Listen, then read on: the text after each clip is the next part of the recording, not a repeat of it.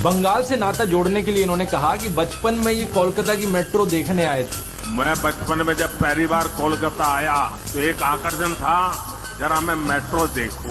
Problem बस ये है कि कोलकाता मेट्रो 1984 में शुरू हुई थी, जब ये 34 साल के थे। अब बताओ दोस्तों, 34 साल का कोई बच्चा देखा है? नरेंद्र मोदी अक्सर कहते हैं कि उन्होंने भिक्षा मांगकर गुजारा किया।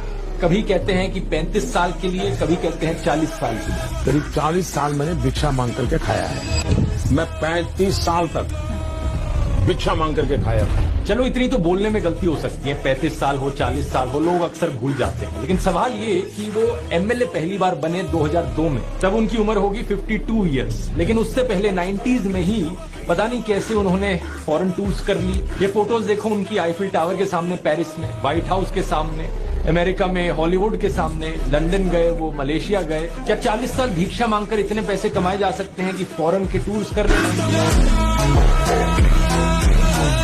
सोचकर देखो, जो अंबानी अडानी जैसे बिलियनियर्स हैं, उनके पास इतना पैसा है कि वो पूरे शहर को नहीं तो कम से कम एक शहर के बहुत बड़े हिस्से को पूरी तरीके से साफ सुथरा बना सकते हैं। लेकिन वो उस पर पैसा खर्च नहीं करेंगे। वो बनाएंगे इस गंदगी के बीच में अपना एक बड़ा ऊंचा सा महल। अपने महल के अंदर सारी लग्जरी चीजें डाल लेंगे, लेकिन उन्हें इससे कोई दिक्कत नहीं होगी कि बाहर खिड़की से जो दिख रहा है गंदगी और कूड़ा सब चलता है।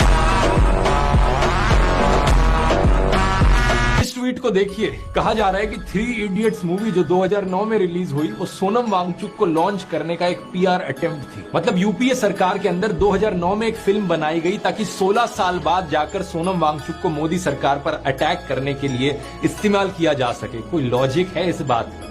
ऐसे अंधभक्तों से क्या लॉजिक एक्सपेक्ट करें? में तारे आए पैर जटिए, करे कैर जटिए, मारे पैर जटिए।